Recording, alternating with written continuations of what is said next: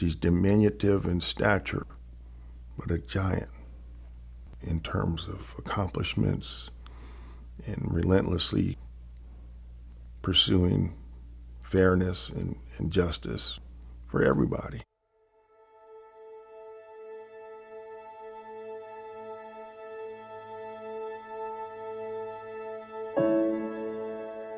Who is Marian Spencer?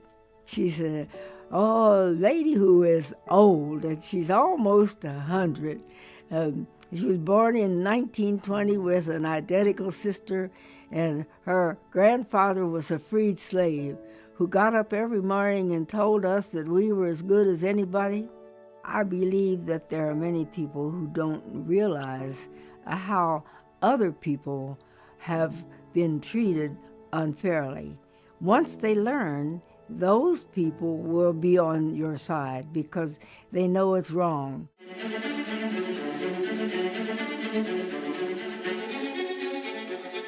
When the Ku Klux Klanners were marching, Dad would take us out there and we would look down on their heads. They marched in our streets without the lights on, and it was to frighten the black people in the community. My father said, "You don't have to be afraid of them." He said, "They're white men hiding under sheets because what they're doing is wrong."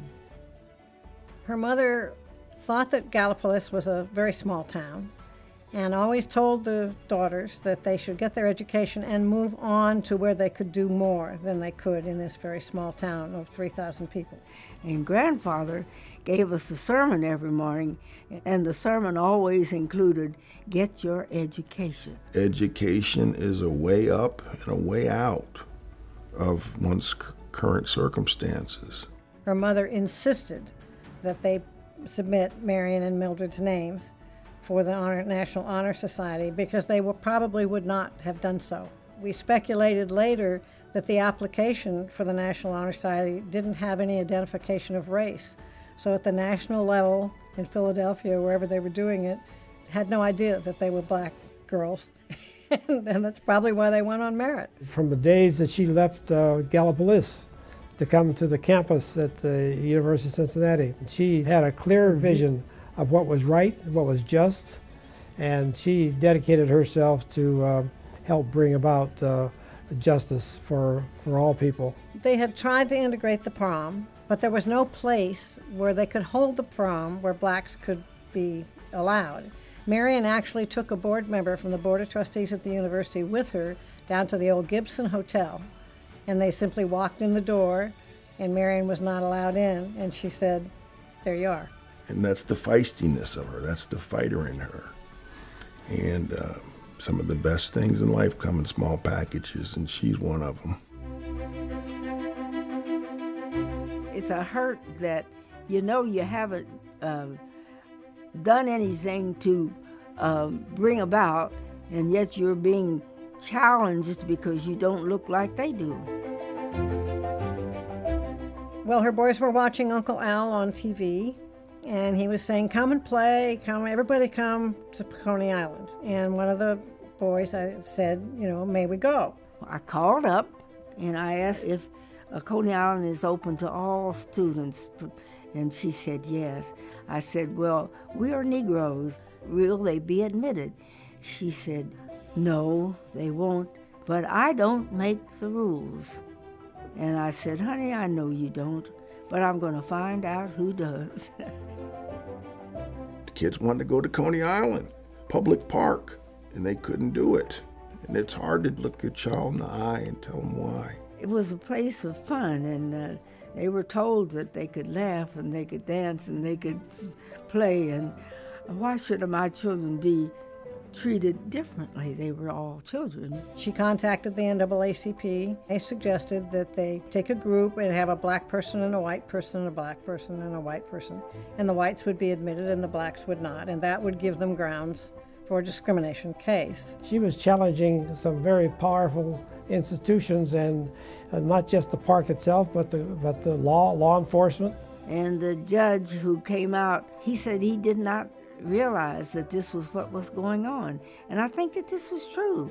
Many of them did not realize that this was what was going on, but by the same token, it happened, and the black students, black children, were not being admitted. My kids went from that time on to see anything they wanted to see. Grandfather had told us, you can do anything anybody else can do. And as a man who had been a freed slave and was then free enough to help us to talk as freed people, we believed him.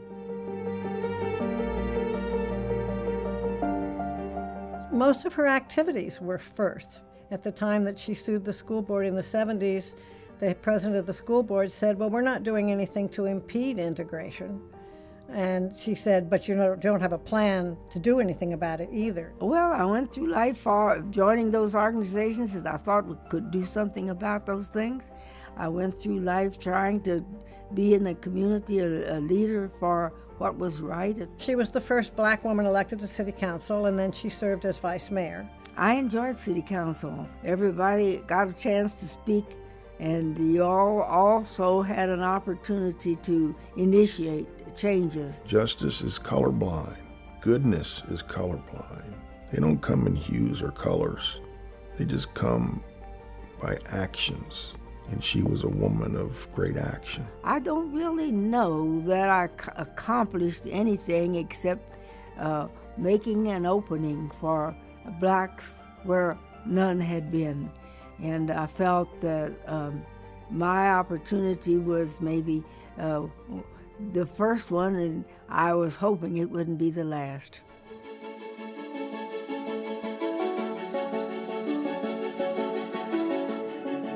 This award embodies who Marian Spencer is, and also will help her legacy. She loves human beings, irrespective of who they are or where they're from. Her story must be told for these young people now who are struggling with their identities, the direction they want to go in life. Anywhere you look in Hamilton County, Cincinnati, and in the state, you'll find Mrs. Spencer's thumbprint on it because she's been all over the place fighting for equality and equal opportunity. In those days, there were giants. And we need those giants this day and age, desperately. She was destined to make a difference wherever she landed, wherever she lived or dwelled, because she's that type of special woman and champion.